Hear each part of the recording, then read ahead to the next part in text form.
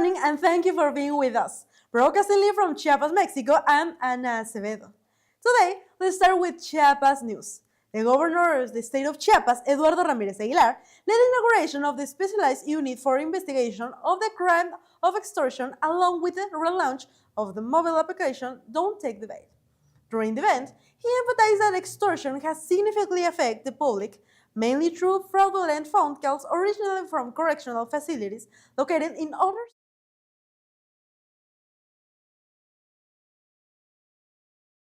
hours a day and 7 days a week, with the goal of protecting the integrity and property of the people of Chiapas. The initiative functioned as an immediate response system dignified to provide timely attention to report cases, offering the population a reliable tool to confront and prevent this crime.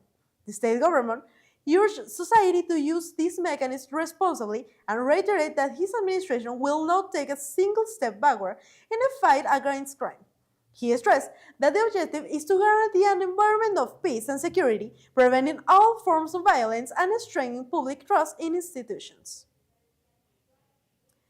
And the Fredesca District Attorney Office, in coordination with the Secretary of National Defense, the Secretary of People's Security, Municipal Civil Protection Agencies, and Municipal Police Department, continues the implementation of deterrent operation in the municipalities of Villa Corso and Villa Flores. The objective of this action is to prevent environmental crimes and guarantee public safety. In Villa Corso, prevent controls were conducted of the neighborhoods of Nuevo Mexico, Cristóbal Obregón, and Dr. Domingo Chanona. In addition, checkpoints were installed at various access points where more than 400 vehicles and close to 155 motorcycles were inspected, verifying documentation and the use of protective measures such as helmets.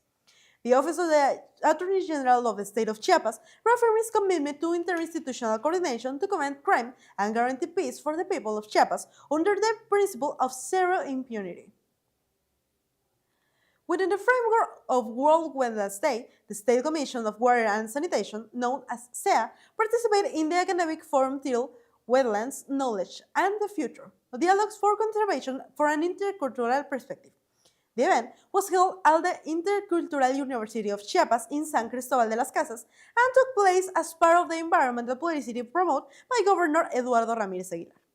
During her participation, SEA's General Director Karina Montesinos Cárdenas emphasized that wetlands are a strategic ecosystem for integrated water management as they contribute to aquifer recharge, regulate the hydrological cycle, and protect biodiversity. She noted that their conservation is essential to guarantee the human right to water and to strengthen community resilience in the face of climate change.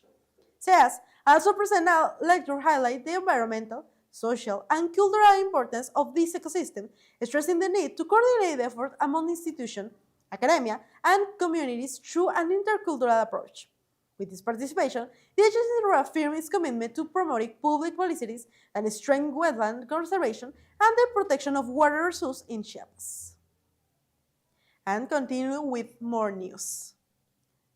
Local State Representative Marcela Castillo spoke about the importance of sharing the Women's Rights Booklet, emphasizing that this document represents a fundamental tool for every life. She stated that when a woman knows her rights, she gains greater strength to defend them and to demand respect in all areas of society. The legislator highlighted that this initiative also represents an act of sorority as it encourages the sharing information among women, mutual support, and solidarity. In her words, gender resilience is built collectively through knowledge, support, and community.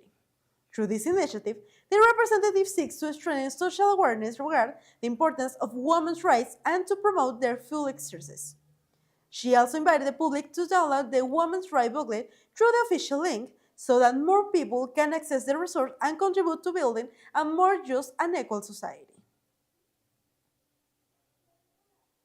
Now, we send a warm greeting to all the radio stations that rebroadcast our signal across the region. 101.5 La Multicultural de Suchiapa, La Voz del Pueblo, Radio Flores Magón, Play Hits, Cristóbal de las Casas, Radio Morena 88.9 in El Parral, from Tuxtla, Voz de Alerta, in Salto de Agua 89.1, from Villa Comatitlán, La Comatitleca, La Pegadora, Radio Canoas, Radio Esmeralda, La Pichanchera La Mera Mera, La Cultural Radio, and Inacoso 4 through La Pegadora 95.7 and Radio Conexión 93.5, as well as Radio Migrante.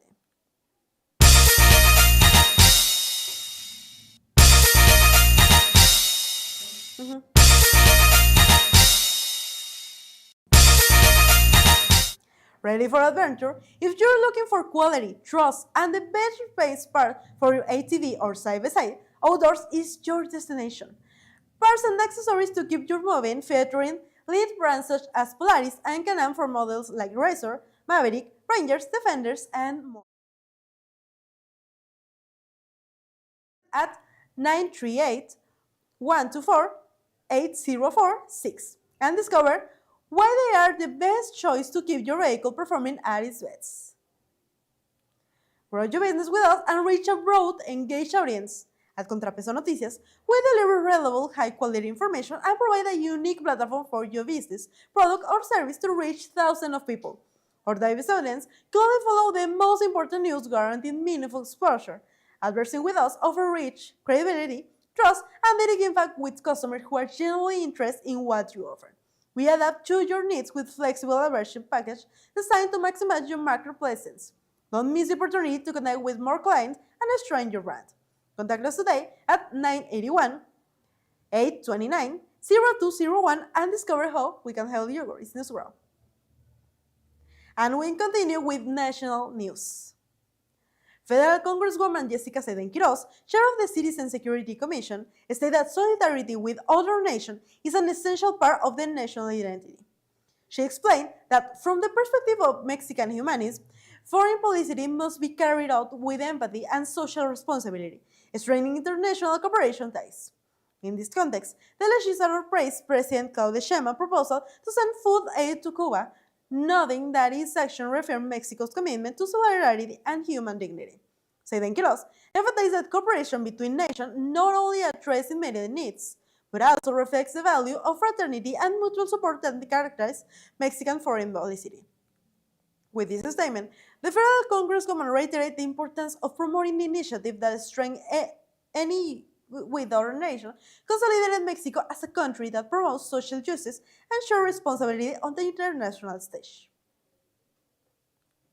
The Senator from Yucatan, Jorge Carlos Ramírez Marín, reported on the beginning of war in the Congress of the Union corresponding to the second ordinary legislative period, which he described as a key moment to consolidate major reforms that will shape Mexico's future.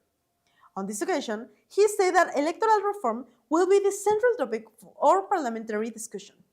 He also highlighted the beginning of a new phase in the coordination of the Morena caucus, now under the leadership of Ignacio Mier, who took over from Adán Augusto López.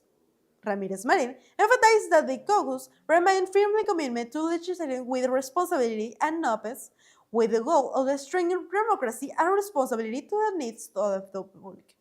The senator added that most of his intense debate and work I respect aimed at building consequences to advance toward a stronger and more representative legal framework for the country. And continue with more news from Yucatan. The government of the state of Yucatan announced that the state will host the Tourist Summit for the Americas, scheduled to take place from March 21 to March 24, 2026. This international event will bring together representatives from the tourist sector with the goal of strengthening dialogue and cooperation across the region. The summit is expected to serve as a strategic partner to share experience, analyze trends, and generate agreement that promotes sustainable tourist development through the continent. With the participation of authorities, business leaders, and specialists, the event seeks to consolidate Yucatan as a benchmark on tourist promotion and regional competitive.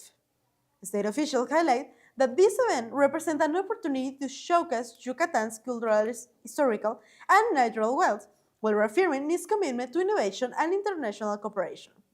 The Tourist Summit to the Americas will be a key meeting point in events integration and strengthening the sector of the benefit for local communities and the region as a whole. And continue with national news.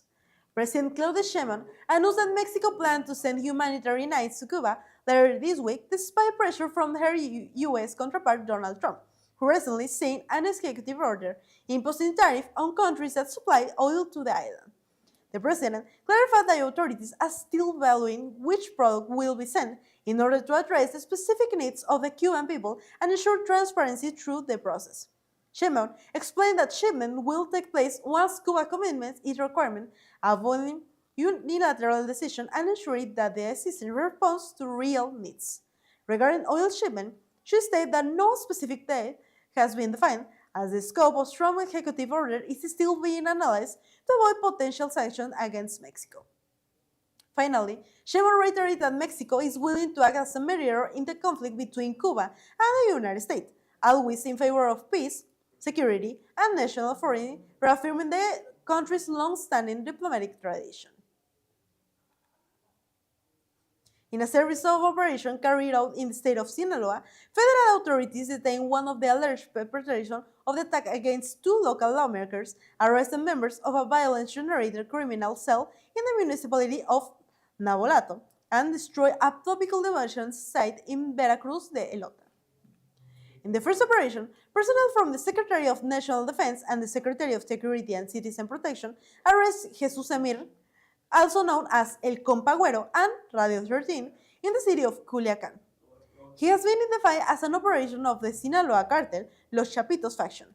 According to the Security Cabinet, he is allegedly responsible for the armed attack against Movimiento Ciudadano lawmakers Elizabeth Rafaela and Sergio Torres, which occurred in January 28. Montoya Ojeda lost an eye and result of the attack, while Torres Felix remains in critical condition. Secretary Omar Garcia Harfuch confirmed the arrest and stated that investigations are ongoing to prevent all those responsible, following instruction from President Claudia Sheinbaum to ensure the crimes do not go unpunished. In parallel action, the Navy arrested 6 individuals in Navolato linked to violent crime, 6 as in 9 long guns, tactical gears, and 3 vehicles reported as stolen. In Culiacán, there were 3 additional individuals with long guns and tactical equipment, while the Sinaloa State Public Security Secretary detained 6 more suspects with 8 additional weapons. In total, 16 individuals linked to violence were arrested in the state. Finally, in Cruz de Lota, Navy personnel located and eradicated a poppy field of approximately 20,000 plants with an estimated weight of 400 kilograms, reaffirming the commitment of federal forces to combating organized crime and protecting public safety. President Claudia Sheinbaum, alongside the Ministry of Finance, representing the infrastructure investment plan for development as plan or the strengthening the Mexico plan.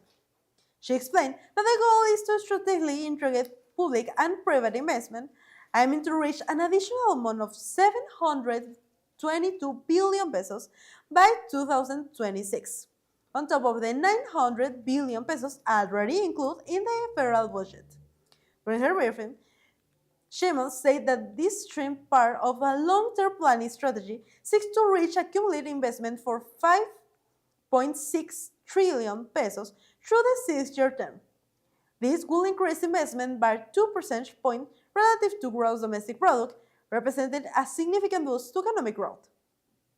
The president announced that she will submit a legislative initiative to create a technical planning council, which she will chair and which will integrate all government agencies involved in the 1,500 projects planned across sectors such as energy, highways, railways, and water infrastructure.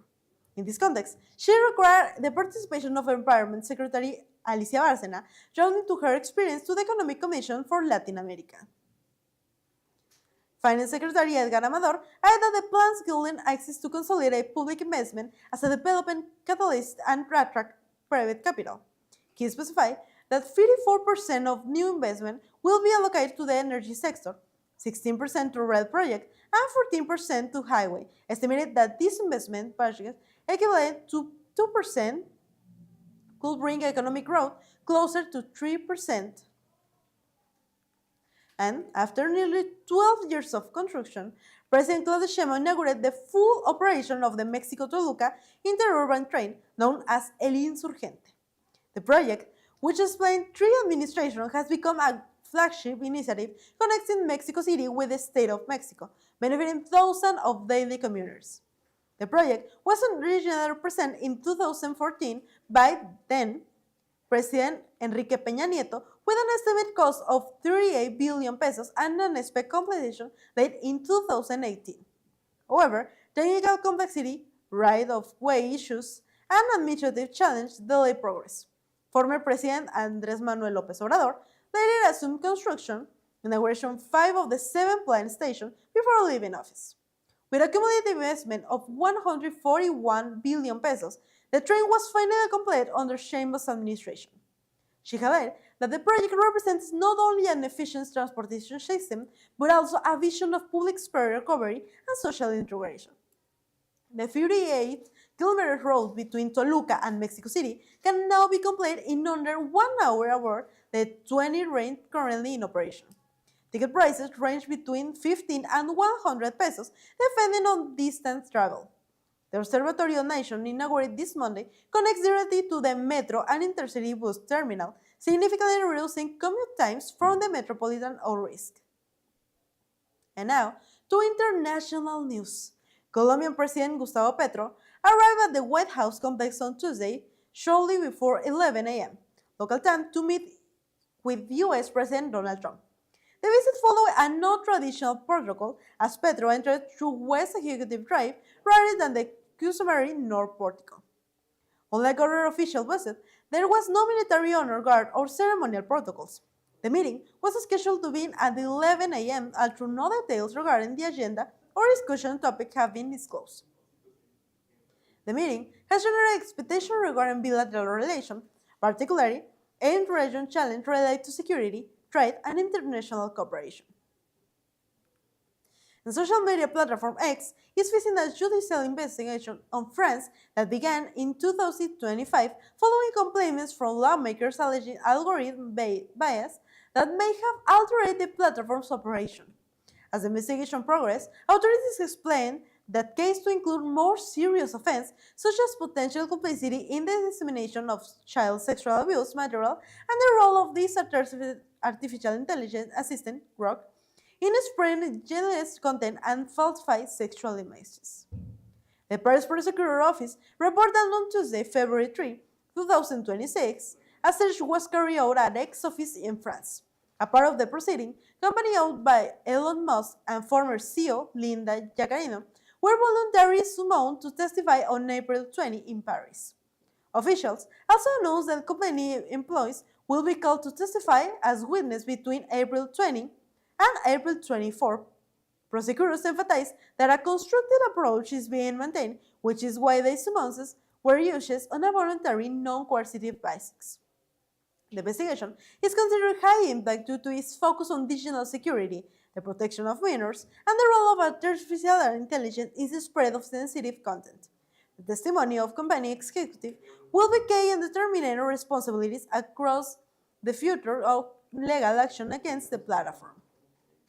And with that, we conclude our international coverage for today. Thank you for staying with us here on ContraPeso Noticias. We appreciate your trust and your time. We will continue to bring you the most important story for Mexico and around the world with clarity, responsibility, and the commitment to the truth. Have a great day, stay informed, and we look forward to see you again in our next broadcast. Remember, this is ContraPeso Noticias.